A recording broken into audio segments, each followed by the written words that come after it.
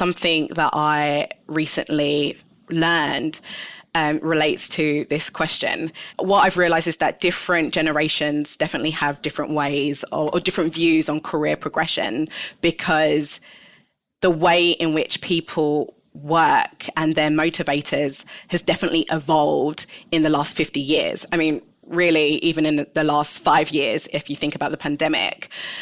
So for boomers and Gen Xers, they have had a hierarchical career progression, meaning that when they were junior, their career goal was to climb the corporate ladder and become the most senior person in their organization.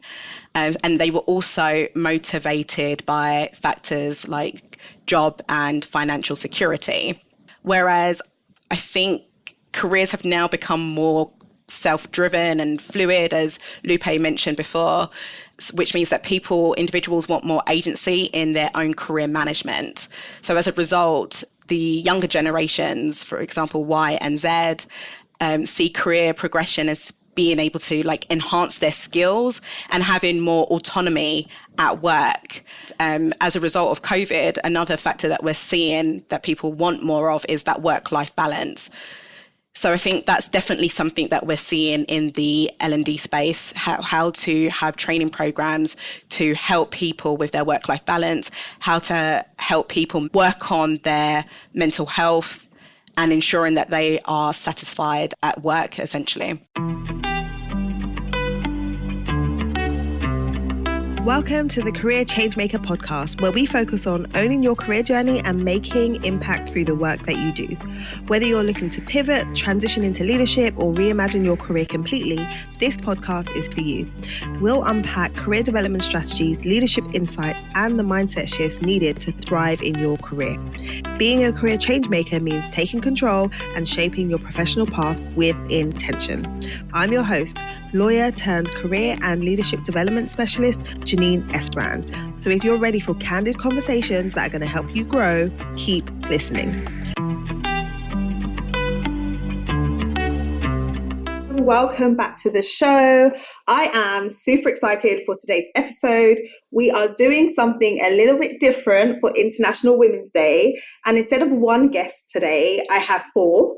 We're going to be hosting a roundtable discussion where we are digging into intergenerational workplaces. The theme for International Women's Day this year is Accelerate Action.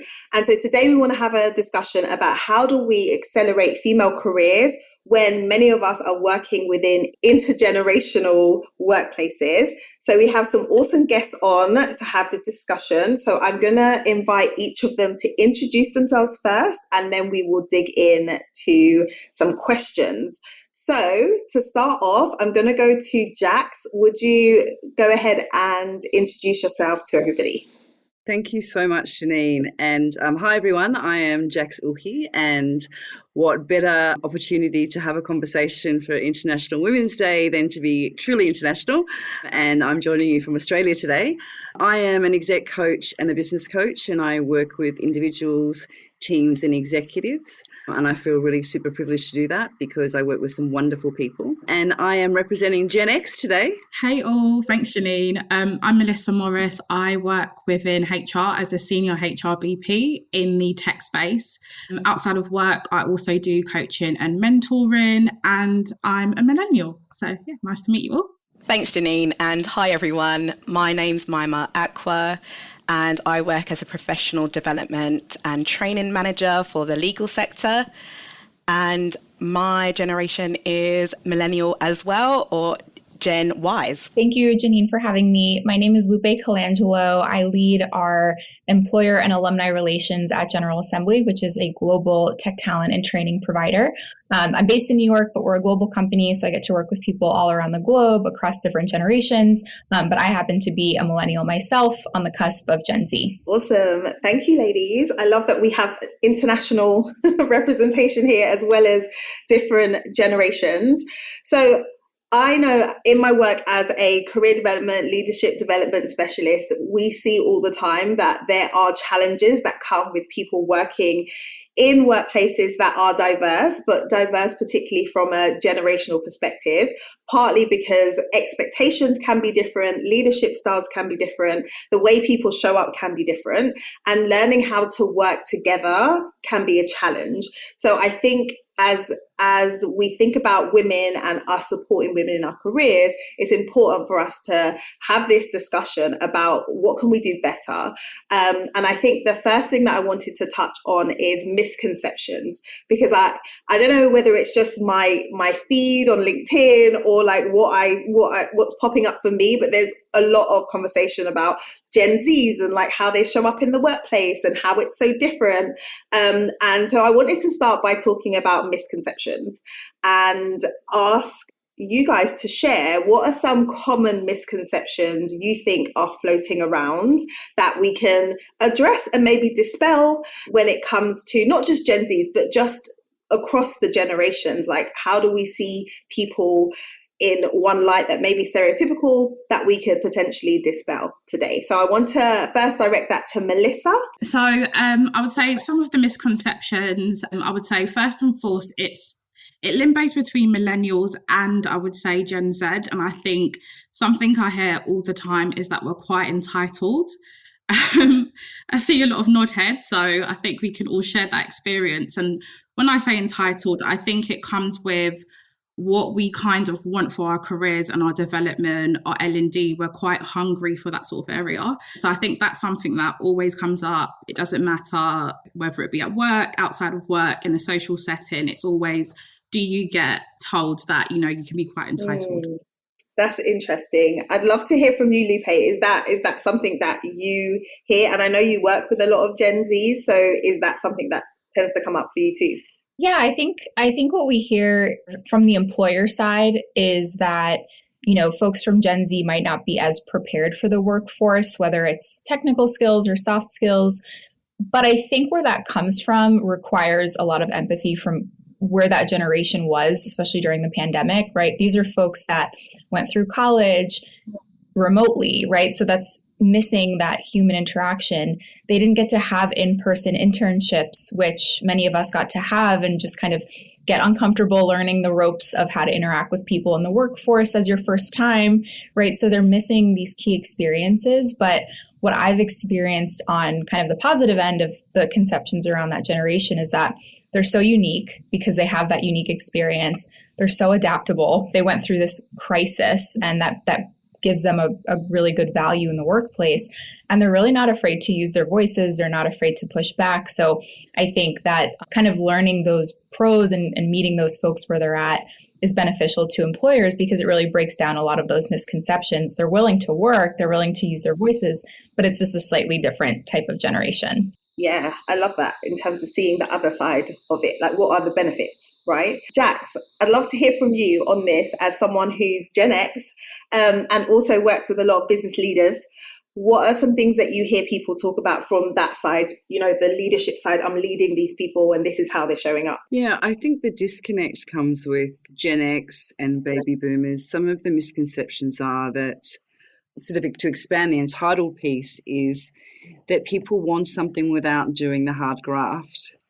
And I think there's a real misunderstanding with kind of perhaps how Gen X or baby boomers came through in terms of their career progression, that how it is so different now to what it was then, in terms of we're in a world of information, we're in a world of knowledge, people can learn things, whether it be on YouTube or social media. And so the opportunity to learn is massive, and it's no longer just from your line manager. So that's quite threatening, I think, as a leader for perhaps the older generations. Can you say more about the threatening piece? Like, why do you think they feel, is it because they're not used to people being able to access information and they would prefer that it was coming from one place? I mean, it's a very general statement. It's not that everybody is like that, Janine, but I think that, people look back at their own careers and sort of have a reference point as to how they progressed.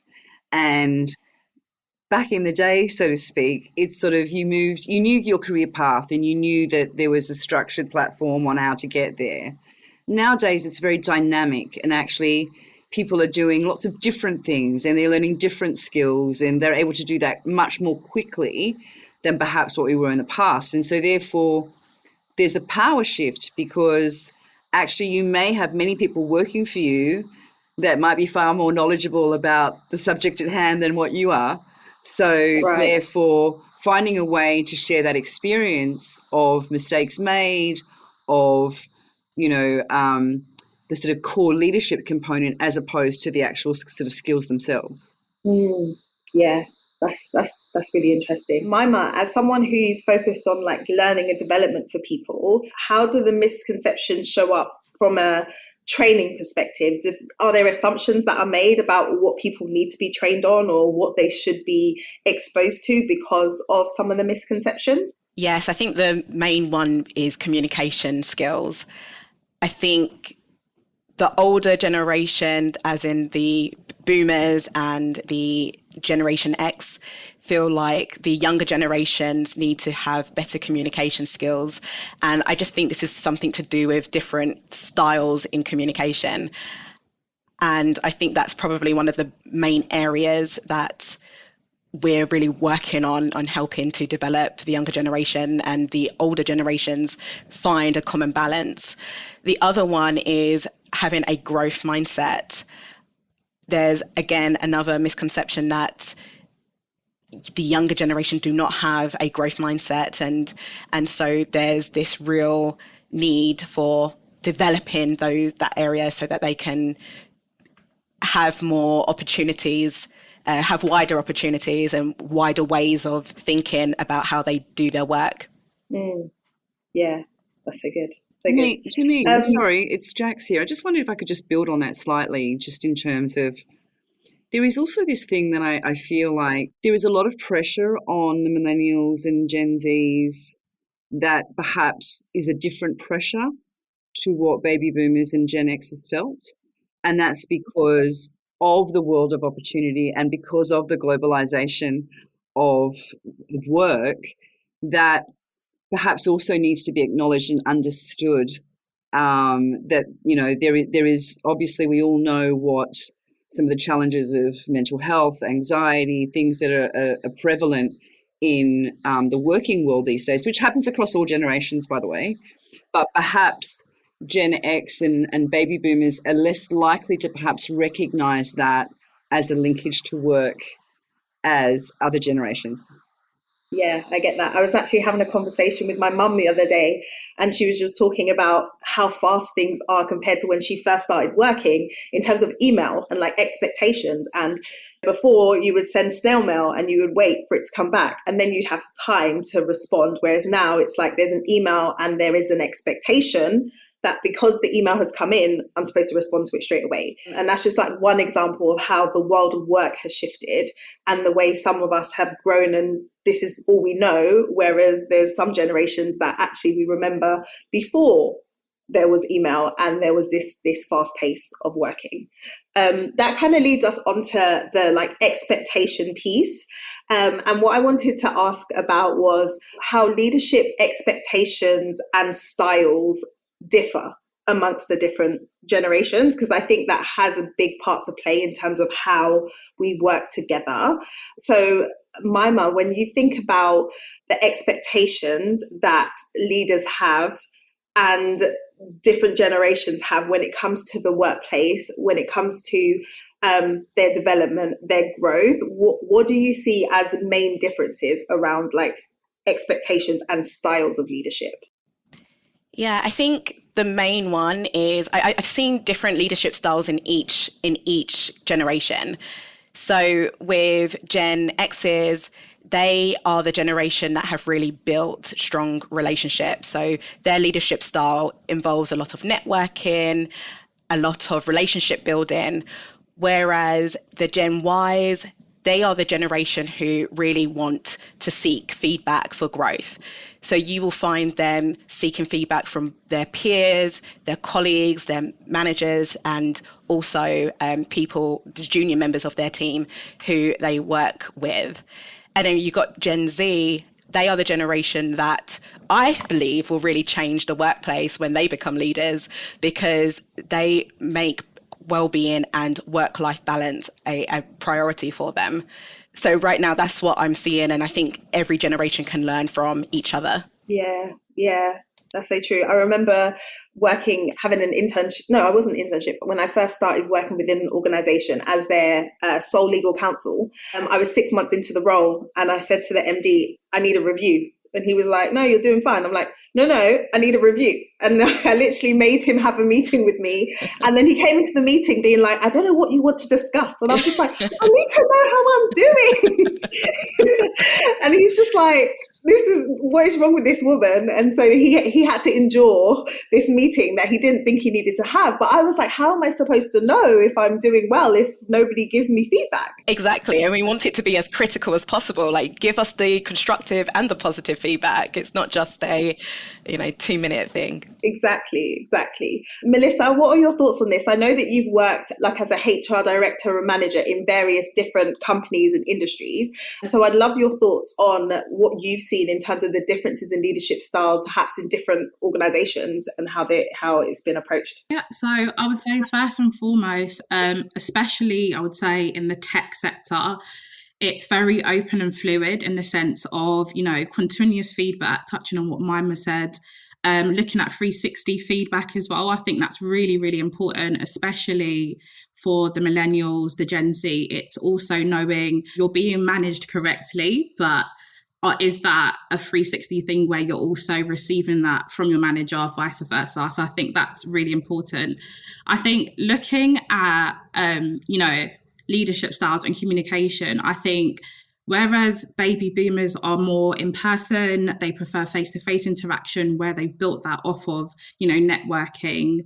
I think with Gen Z and millennials, they prefer more fluid, open rounds of communication. So your Slack, your Teams, being able to call, being able to email, being able to message. So I think the variant styles, I think all industries and sectors look at trying to accommodate all, whether, the main communication stems from, open communication from wider email trails, from leadership, right through to, the day-to-day communication of, business updates, whatever it may be. They use different channels because, again, depending on the organization, different people use different things. And I think as we're in a world of, should we say, digital transformation, where everything is becoming very tech-based, very digital forward-thinking, I think we have to look at how we're further adapting this and how we're accommodating all. And yeah, I think that's the most important thing, just looking at ways to spread that across multiple, organizations at different levels. Jax, do you think that leaders do enough to communicate their preferences when it comes to how they want people to engage with them? Because I think sometimes people can be like, why is she sending me an email? I'm right here. Like, why did she just come over and have a conversation? Because that's their expectation or the way they would have done it. But I just wonder if we could solve some of the challenges by people just being like, look, when you're working with me, this is how I would like it done. Or like, let's come to an agreement. Janine, spot on. I think, at the end of the day, no matter what generation you belong to, it's about communication. And whether you're a leader or whether you're being led, it's so incredibly important to have that conversation. All, no doubt, being privy to conversations about, the uproar post-COVID of people coming into offices and what's expected. And it's sort of case in point where the majority of people that are making those decisions in large organizations are Gen Xers and baby boomers. Because if I'm not seeing you, then perhaps you're not doing the work. And so the tension comes with the sort of the Gen Zs and the Gen Ys and the millennials around, well, that means you don't trust me, I'm giving you output. And so there can be some real tension in that. Yeah. Absolutely. Lupe, what are your thoughts on as well in terms of how leadership styles are showing up and then how Gen Z or like millennials are responding to that, particularly because you work with people that are going into the world of work and you're offering them training and support? And what are some things that have come up and that you've seen? Yeah. And just going back to, I think, a point both Melissa and Mima made earlier about how millennials really want feedback.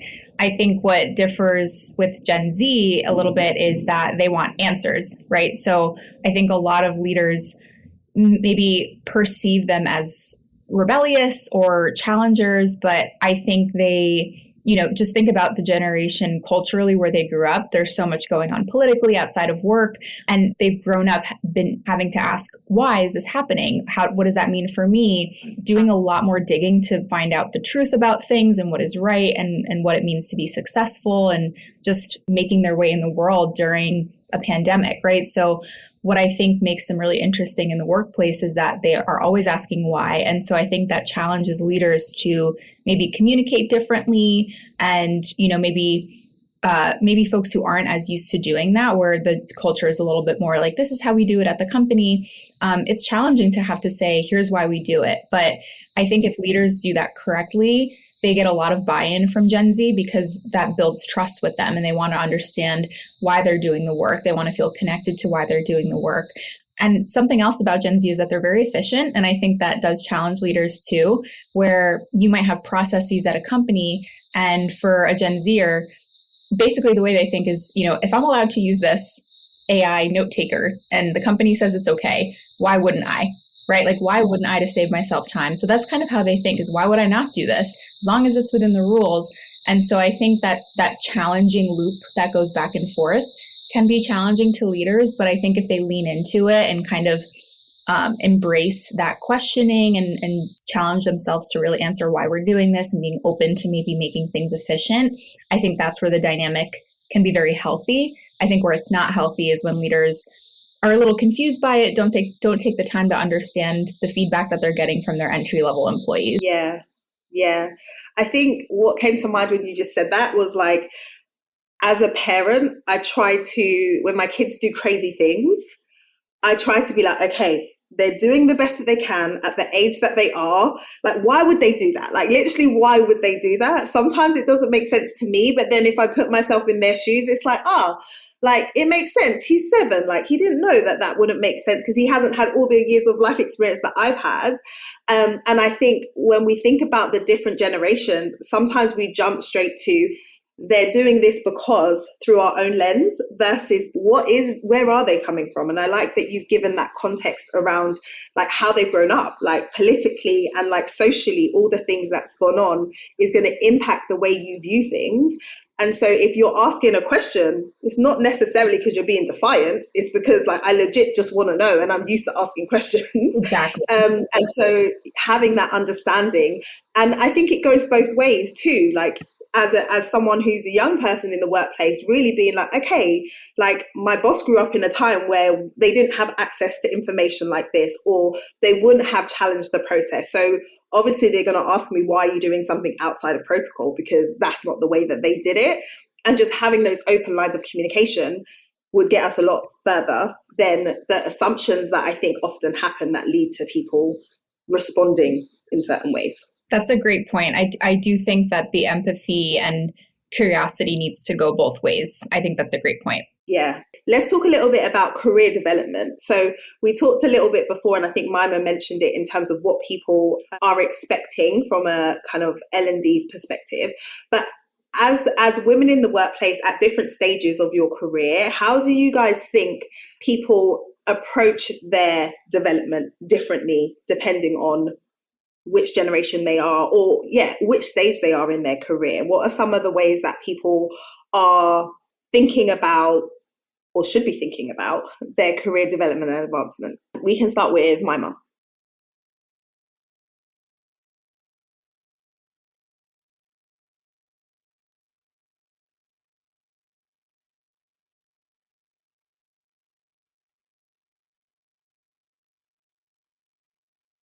I love this question because I'm actually currently doing a master's qualification in organizational psychology, and something that I recently learned relates to this question. What I've realized is that different generations definitely have different ways or different views on career progression, because the way in which people work and their motivators has definitely evolved in the last 50 years. I mean, really, even in the last 5 years, if you think about the pandemic.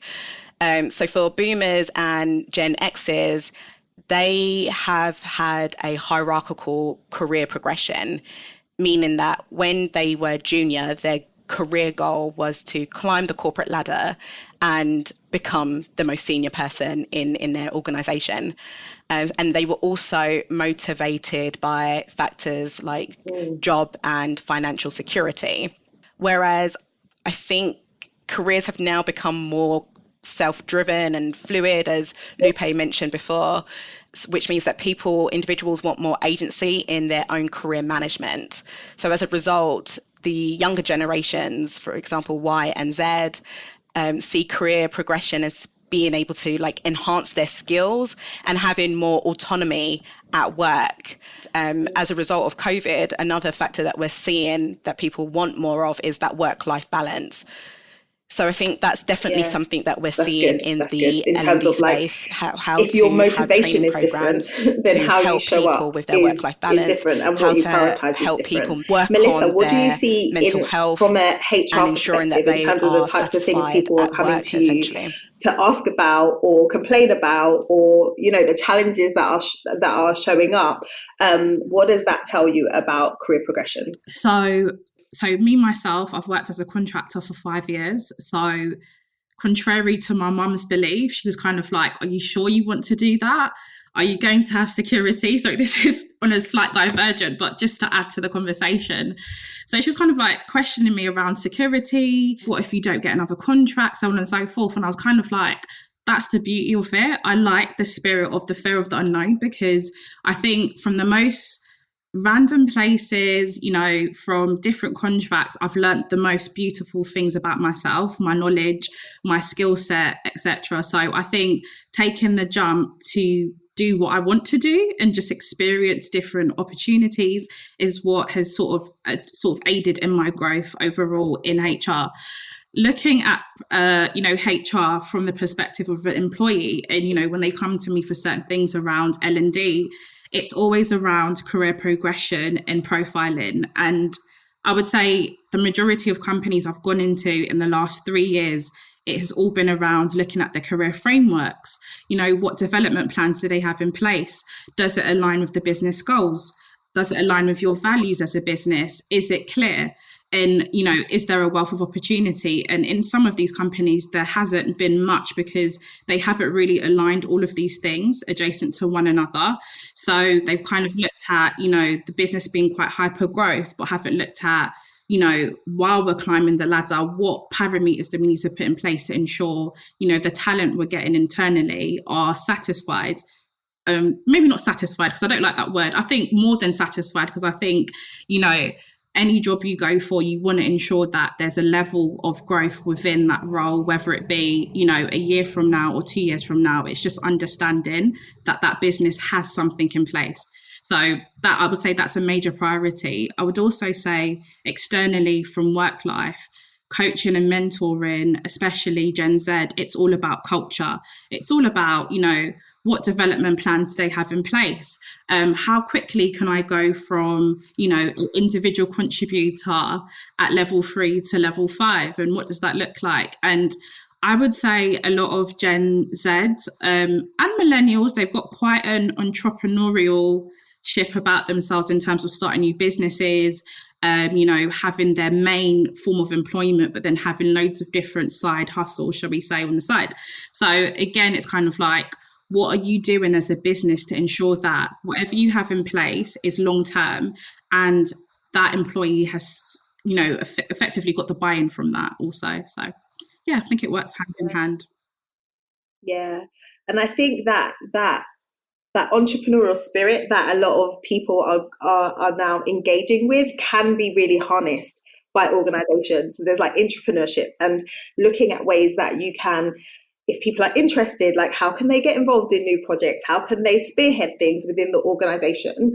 And giving them space for that can be a win-win. And you know what? I think I found in a lot of organizations, some don't actually make use of their talent. So, you might have an amazing, let's say, for example, principal engineer, but their soft spot is D&I, and they're really an advocate for that outside of work, but you don't amplify on that internally. So again, I think there's so many, companies I've been into where I've been like, your top player is also a top player in D&I, and your management of looking at L&D, or just being that voice of reason and reckoning. And I think in a lot of businesses, they need to just make more use of what they've got internally, but it's just kind of working out how you look at that, what's the plan, and sometimes just being that person to be the driver of it. Yeah, absolutely. And Lupe, when you think about the people that you work with, as they're looking at organizations to, accept an offer from or consider working with, talk a bit about some of what's on their checklist. Like, what are the things that they are saying? Like, oh yeah, I want to work with this company because this, and this. Because I think sometimes when we're looking at what is the criteria for candidates, it's very different from what it used to be. So I'd love to hear from you in terms of what are people looking for organizations, because it's helpful for leaders to understand, well, you need to be showing them that this is what you're doing if you want to attract top talent. Absolutely. And I think the way I think about it is how that might differ between generations. And Jax, correct me if I'm wrong, but I think starting with closer to Gen X folks, there's a lot of value placed on loyalty with your company, merit, right? Like, I earned this and I'm working towards this title, and I, spent how many years working towards this. So it's a big merit accomplishment value that they have. With millennials, aside from trying to buy our first home still, I think what we're looking for is we have a lot of values around our personal and professional brand. So there was a lot of information thrown at us growing up saying, well, you have to stand out using your personal brand, you have to stand out with your professional brand, and that's going to be the through line that you grow with, and that you find a company that aligns, that builds that professional brand that you have. And then with Gen Z, there's so much information thrown at them constantly that they care about making an impact. So why am I doing this if it's not going to achieve X result? There's so many pathways for them. There's so many ways for them to learn. They're going to choose the learning pathway and the professional pathway that's going to get them the impact that they want to make the fastest and the most efficiently. But they also, to your question, Janine, they really care about fairness when it comes to employers. So their experience in the professional world right now has been COVID, layoffs, more layoffs. We had a little bout of the Great Resignation where it was more of a candidates market, but they've grown up in a really tough marketplace, and they see a lot of things that makes them feel a little bit nervous. And so when they're looking for an employer, they want to see that they're going to be treated fairly. They want to see transparency. So they're very big on salary transparency, growth pathways, mentorship, community. They want all of that from their employer. And they want to have a really strong onboarding process that feels clear to them. So that's where I think the entry-level pipeline can be a little bit broken, because employers are looking for the top candidate, but candidates expect just as much from their employers right now. And I think that's where a lot of training and onboarding can be added to the entry-level pipeline, because these candidates are capable. They just require that structure that's going to make them succeed. And I think are really interested in working for employers that provide that for them and really care about their experience, ask for feedback, create that structure. So I think they're willing to ask for that in any market right now. Yeah. Jax, when you think about that and the work that you've done with various leaders, how much do you think leaders are thinking about the things that are required to attract and retain younger talent now? Thanks, Janine. I think not enough. First of all, just let me say, I am a millennial stuck in a Gen X body. So I feel a little bit torn, in a sense that I don't know that there's any real sort of training or development for Gen X and baby boomers to think about the next generations. So it's kind of, it appears to be somewhat sort of inherent, you should know, but there isn't really any sort of shifting around how to think about things differently.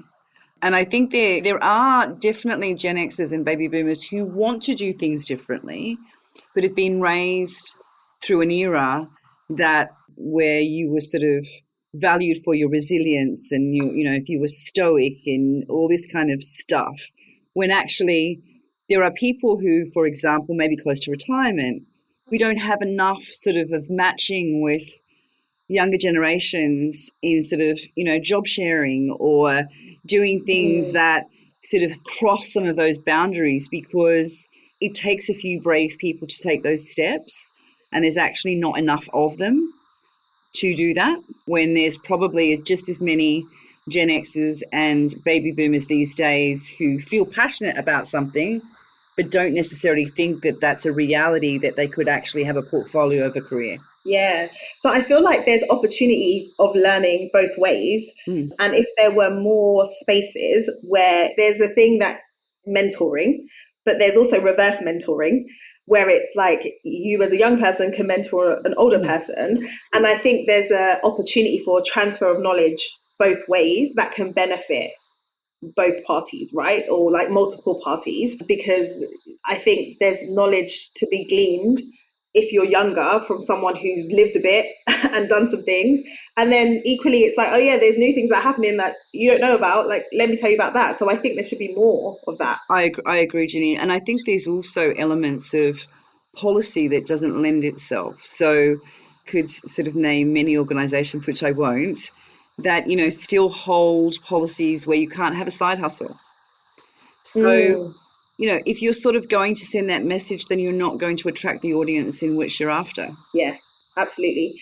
When we think about, and it's interesting that we mentioned side hustle and like entrepreneurship, because I think we are very much in a space where the barrier to entry for starting anything is very low. Like if you have an idea and you want to start it, you could just pretty much do it. And I think because people who are in, say, millennials or Gen Z have grown up in a space where it seems possible, they're quicker to like do that. What are your thoughts on kind of that personal branding piece that Lupe mentioned before, and how important it is now, 2025 and beyond, for people to take that ownership of what their career looks like from the outside? And not just for millennials and Gen Zs, but also for older generations to like embrace that as opportunity. Because I think, like you said, Jax, people don't realize that it's possible, but it totally is. So I'd love your thoughts on how people can be thinking about it differently in terms of you really impacting the trajectory of your career by what you're doing specifically, and like not waiting for your organization. Mima, I saw you nodding. So go ahead.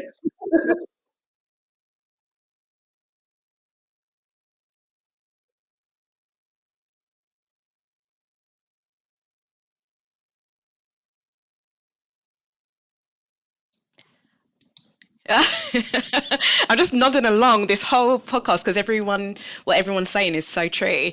I think with social media, the rise of social media and social media platforms should be leveraged and really utilized to enhance one's personal brand. I think people, particularly women from across the generations, really shouldn't see promoting themselves to be a form of gloating, but rather try to see it as a way of having professional growth. And not just LinkedIn, but I'm seeing people use platforms like YouTube and TikTok to promote themselves. And I think it's really going to be the future, especially the fact that people's learning styles and ways of learning is really changing. Gone are the days where people have to be stuck in a training room for the personal 5 to 6 hours can be very much aligned with like the employer branding. Want things because very quickly, if you have somebody who's very doing really well with their personal brand, they can represent your company, social media and bring insight and bring people to the company that wouldn't have known about it otherwise. So I think employers can definitely like leverage the fact that people are keen to grow their personal brands. Melissa, what are your thoughts, Melissa? I'm quite old school in the sense that I think good old networking can build your brand, personal brand. And I think last year I went on a networking spree, shall we say, because I was just like, agree. I want to find individuals in similar careers to mine, or doing even, they're even further ahead in their career. Because again, that's where you learn also.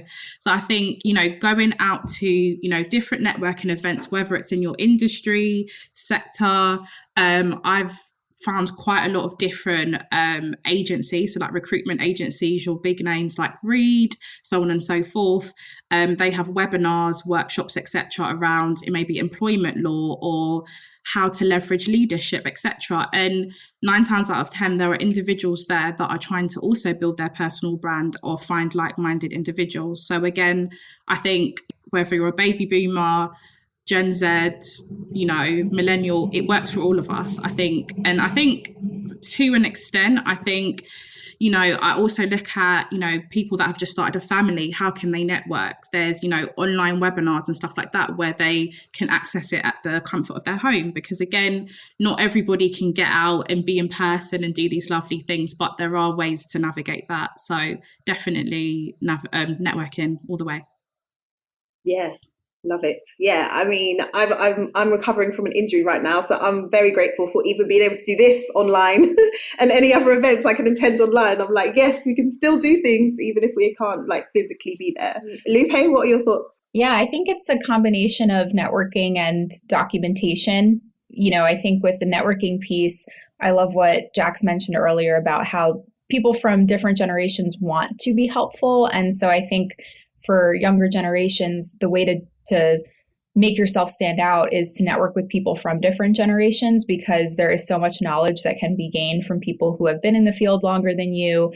Those folks can answer the why questions and also give you advice on how to brand yourself for leadership, even within your own company and if you're on a job search. And so seeking out mentors informally from different companies, industries, demographics is so important to building a professional brand, because it gives you the feedback that you need to be successful from different people who are willing to challenge you and help you. And I said documentation because working in the tech space, I see portfolios all the time. And I think there's such a great way of being that through line, maybe a little bit beyond LinkedIn, because we use LinkedIn for a professional brand. But I would love to see a world where most people end up having portfolios where they have, documentation of where they've either been speaking, building passion projects, what they care about. I love seeing that people are creating things that way, whether it's a digital footprint, people get a ton of advice on TikTok even. So it doesn't really matter where your portfolio is, but I think having a place where you own it, it's a archive of the things that you've done professionally. I think that's kind of what we're moving towards. I love that. It's like a new style CV. Like it's not just or resume. It's not just a one sheet of paper. It's like, no, it's way more dynamic than this. I have all these things that I've done, and often we can overlook them or like forget that we've done these things. Even if it is a passion project, there could be so much skill or development that came from doing that. I think that's important. And I think, Melissa, you said earlier around like professional and personal, like as millennials, really thinking about what am I learning? Like the learning isn't just about the skill that I've learned. It's also like, I've been on a journey. So I've learned something just because I've done something a different way. And being able to document all those things, I think is really, really powerful. Jax, what are your thoughts? I think that there's some misconceptions that older people don't use social media, which is totally not true. And so I think that needs to be sort of clearly understood and accepted. But there is a barrier for Gen Xers and baby boomers to sort of embrace that in the tapestry of their identity because of the fear of how they might be seen, particularly for women, I would say. And then I think the second piece that I kind of just wanted to touch on, and Melissa, you spoke about networking. I think it is a combination of everything, because from my perspective, like, be your own algorithm. So surround yourself with things, whether it's what you're reading, whether it's what you're seeing, whether it's who you're talking to, and don't go into things with a view that you're going to get something out of it. So if you love the world and people and learning, then it doesn't matter who you're talking to really, because it's going to be a learning experience. So I think there is quite a lot of pressure on people to be in the right places and doing the right things. Yes, if you're there to learn. No, if you're there to get the next job or feel like that's going to lead to something, because the expectations could be a little bit misaligned. I love that. When you spoke about the reluctance sometimes of women in older generations, or reluctant to kind of put yourself out there, like how, and I know you coach a lot of people, what are some of the ways that you help people push past that? Because I think that reluctance is often there for people in different ways, but when we think about the theme of like advancing and accelerating careers for women, like I think that's one of the things that need to be overcome so people can actually move towards where they need to be. Like you have to put yourself out there, you have to advocate for yourself, you need to speak up, but people are like, yeah I know, but I'm not doing that. Yeah, thanks, Janine. I think there's definitely an element of bravery, because again, if you think about the generational, let's call it career trauma that the older generation have gone through, and look, this is, this cuts intersectionally as well, but for the moment we're talking about women, is you're taught to conform as much as possible. Not now, but then. And so you sort of had it drummed into you to not rock the boat, don't cause any drama. And so when you are that sort of person that says, actually, I'm doing this for all the right reasons, there's nothing, bad or negative about it, I think it actually will help someone, you can be sort of isolated around that. So I think it's building confidence in women in particular to be brave enough that, number one, you are good enough, and number two, actually, all of the women coming after you want to hear from you. So do it for them, if not for you, is what I would say. Yeah, and I'd love to hear from the rest of you. Like, what do you feel like we can be doing to support one another? So if we think across generations, if we think about like women as a collective, like what more can we be doing as individuals to support other people, whether it's above you or below you, in terms of them progressing in their careers and really striving towards wherever it is they're trying to get to? I'd go to Mima. I think first and foremost, women need to champion other women, whether it's through mentoring or sponsoring, being that person who talks about a woman when they're not in the room. We really need to be doing more of that to help with the growth of women. I think another thing to add would be giving women opportunities, whether it's opportunities in a meeting and allowing them to be the spokesperson, or chairing the meeting, giving them opportunities for growth through training sessions, coaching sessions, mentoring, like the group have mentioned before. Just opportunities really for them and us to develop. I think that's the first point. Yeah, I agree with that. Melissa? So I would say, touching on what Mima said, I think cross-functional mentoring. So we all have we all have a skill, let's put it there. So we all have a skill. My strong point could be Mima's weak point, vice versa. So I think, number one, I think in organizations, it's looking at the talent you have within. Who are your, your great system players? Who are, whether it be a tech, finance, whatever the company industry is, who are your top players? Why are they your top players? Normally, it should resonate with your values and your output as a business. So again, how do you leverage these individuals to help others that may be struggling in these areas? So I think there's a saying called each one, teach one. So again, I think that's so important. I think cross-functional mentoring is really good. I think also looking at, building strategic relationships for myself, especially in HR. I think being able to climb the ladder so quickly has been due to finding women that have done that already, how they've navigated that, words of encouragement, and then sharing my ideas with them as a safe space. Again, I think that's how I've been able to grow pretty quickly.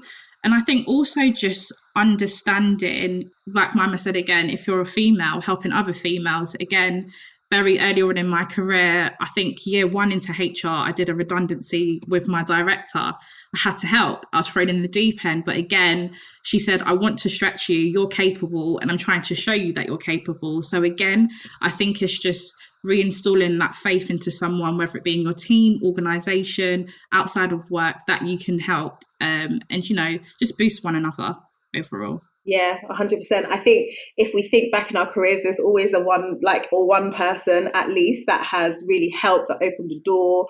Like, I know for me, if this one person didn't help me, I wouldn't have made it as a lawyer. Like, she was the one who said to me, this is how you need to be doing your applications, and you're doing them completely wrong. And then that just changed the game for me. So I think even if we can just be that person for one person, the ripple effect of that is huge. Absolutely. Agreed. Just on that, Janine, could I just add something to that real quick? Is I think equally also on the flip side of that is I think some of the most challenging relationships I've had has been with female bosses. So I think it is that sort of, we've done a lot of conversation, and there is still a lot of conversation about men calling out other men and their behavior. We don't really say that about women. And actually, there are a lot of women that need to be called out, because at some point, everybody is trying to get ahead, and at some point, everybody needs someone in their corner. So, some of those experiences for me have stayed with me all throughout my career. Now, I've looked at it as to what not to be, or what not to aspire to be, and I'm by no means perfect. But what I would say is, those things, when you are the only one in the room, or you are the only one holding the budget, or you are the only one running the business, sometimes women can get an ego just as easily as blokes. So it's just keeping an eye on that. Yeah, I'm glad you brought that in, because that is very true. And often people are like, there can be challenges, right? It's like, I've got a female boss, she's horrible, or she's difficult to work with. And so how do we work that through, knowing that ultimately we all want to win? And maybe that is having a difficult conversation and just being like, look, this is how I received what you said. I don't know if you meant it that way, but let's talk about it. But I do think that is definitely an important angle, because a lot of people have struggled with that as well.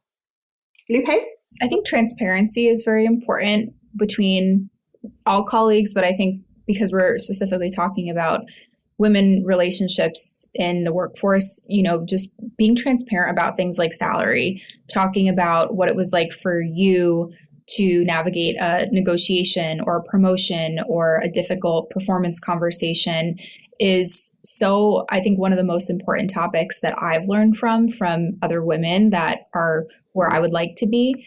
And not gatekeeping that information, I think, helps everyone get ahead, not always publicly, but at least in one-on-one relationships, just being transparent about the difficult things that block women from advancing in the workforce, and just people from feeling stuck in their career or feeling like they don't have what they need to navigate different situations, I think is so important. And then also being willing to, like we were saying, champion other women. And I'm very lucky because in the last 5 years, I've only had amazing women managers who are willing to either offer me a promotion, offer me a job. And as much as I'd love to say that it was all me, I know that there were multiple people in those rooms saying, no, Lupe deserves this. We should promote her, whatever. Those decisions happen in a group because someone is championing you to be chosen for that. So I think making sure that we're paying it both ways, right? I think finding people that can help you get that next step is so important, and being transparent and getting that information, and then turning around and then offering that once you've achieved, what you're trying to achieve, making sure that you're making it accessible to other people in your network. It does go both ways, but I think the transparency is the most important piece. Yeah. I love that. Because I think with the transparency comes possibility. I've coached so many women over the years that make assumptions about what's possible for them. And if I'm able to say, hold on a minute, I coached a client who got a 30K salary increase, it's absolutely possible. And then they're like, really? I'm like, yeah, really. And then it just shifts what they then think is possible. But until you have the knowledge or the exposure, You just don't know. So I think it is so important for us to have those conversations and encourage and share our stories and examples so that people can say, oh, actually, yeah, I've spoken to someone who specifically has seen this or been through this. So therefore, I now think it's possible for me. I think that's so, so powerful. This has been amazing. I want to thank each and every one of you. And I just want to say, like, even just having this conversation with each of you is a result of networking in some way, shape or form, whether it's like a conversation, an email, like being at a networking event, someone reaching out to someone, like so many amazing things can happen if you just lean into the fact that there are so many brilliant women around you doing different things. All it takes is an invitation to bring everybody together. So I just want to say thank you so much for saying yes to this. And if you're listening and you want to learn more about the work that I do, you can find me on LinkedIn, or you can head to careerchangemakers.com, my website. And yeah, I just encourage you to connect with us all and we can continue the conversation. So until next time, lead with confidence, lead with authenticity, and most importantly, lead in a way that works for you. Keep moving towards your career goals, and I look forward to speaking to you on the next episode. Bye.